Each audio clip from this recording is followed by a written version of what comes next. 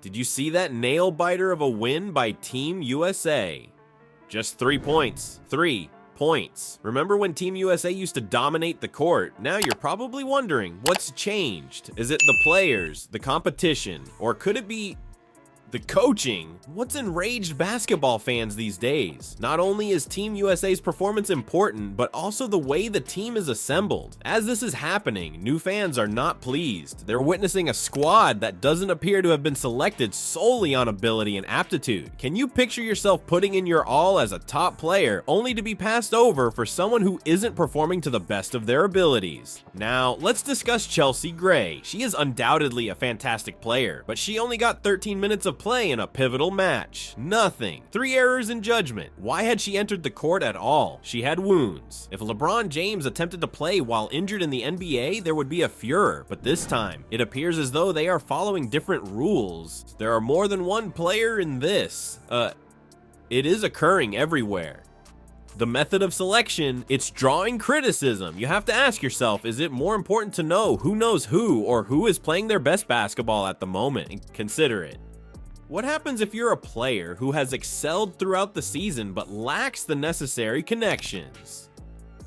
What is the feeling on that? And when everyone knows that some players are on the team, not because of their skill level, but rather because of who they know, what does that do to the team? It does more than just offend players. Team USA's performance is being harmed. You're not giving yourself the best chance if your team isn't selected based on merit. You're not showcasing American basketball's true potential to the world. What about the supporters? People are becoming aware. Every player, choice, and decision is being questioned by them. That reliability Team USA has always known, it's beginning to break. Not the best connected, but the best of the best is what people want to cheer for. The coach of Team USA is someone you imagine as a strategic, flexible leader who brings out the best in each player. Is that what's expected then? However, let us discuss what is actually taking place in Cheryl Reeve's administration. Not in a good way, it's like watching an entirely different playbook. Do you recall Alyssa Thomas? She is the type of player who can quickly alter the course of the match, an authentic catalyst for the group. Thus, you can only imagine how surprised everyone was when Reeve chose to bench her during a pivotal game in which Team USA was having trouble scoring. It's similar to deciding not to use a secret weapon that you possess. Why would you act in that way? However, it involves more than one player. Fans and experts alike are perplexed by the choices Reeve is making. Playing injured players and making strange rotation decisions add up. And what was the outcome? That thrilling 3-point victory we previously discussed. That isn't the familiar and beloved Team USA. That is a team that is struggling to survive. Let's dissect it. What occurs when players are not playing their positions or are benched when they ought to be on the court? The group becomes disjointed, plays break down. All of a sudden, USA is being challenged by teams that shouldn't even be in the same league. Okay, but every coach has off days, right? Is probably what's on your mind right now? Yes, but this isn't the only awful game here. There is a pattern, and it's a pattern that threatens Team USA's supremacy. Consider it. What happens if these problems with coaching go unaddressed?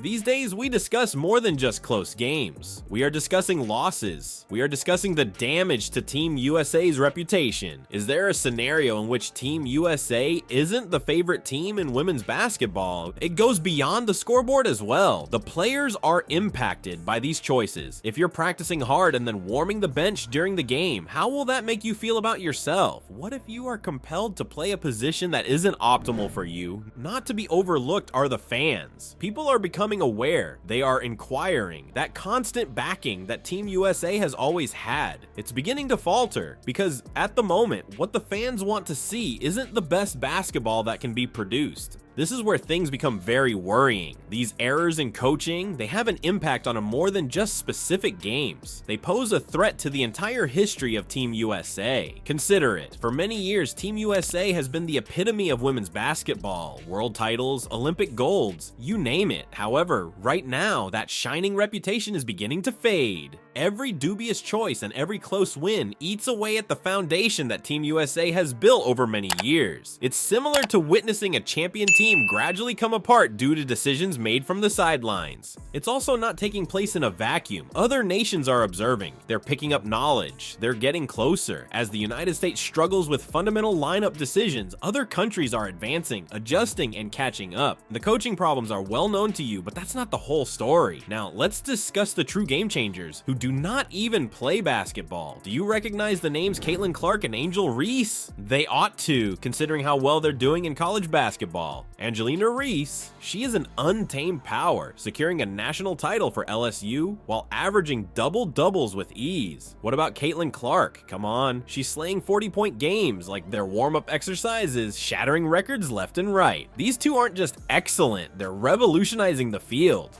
The shocking thing is, though, where do they stand in relation to Team USA? Not to be found anywhere. Is it really true? Two of the most talented players in women's basketball are on the sidelines observing. It's comparable to opting to ride a bicycle while owning a Ferrari in your garage. You may be thinking, well, they're young at this point. Perhaps they're not prepared. However, I have a question for you. Why aren't they getting an opportunity on the big stage if they are stomping all over college hoops and pushing their teams to new heights? Just think of what they could accomplish with Team USA.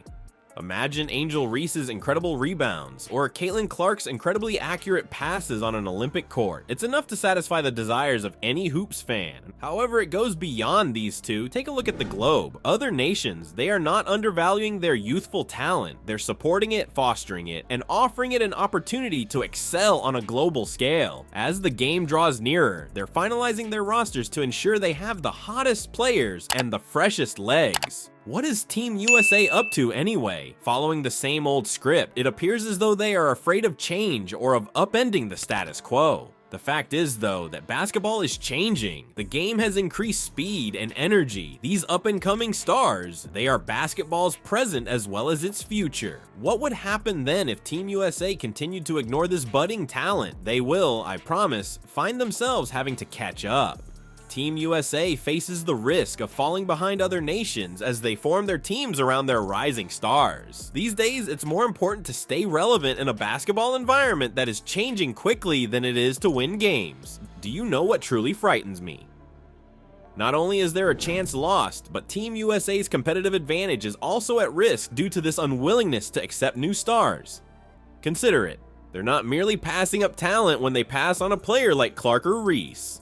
They are losing out on the vigor, new outlook, and hunger that these youthful players bring to the game. Let's stand back and examine the larger picture. We have dubious player choices, incomprehensible coaching decisions, and rising stars who are benched. However, these aren't merely arbitrary issues. These are signs of a much larger problem with Team USA. Do you realize how quickly technology is advancing? That's what women's basketball is doing too. The game is evolving quickly. Every season, new players emerge, new tactics are used, and new superstars are formed. Isn't that exciting? The worst part is that Team USA isn't keeping up. While everyone else is racing into the future, they are stuck in the past, operating from an outdated playbook.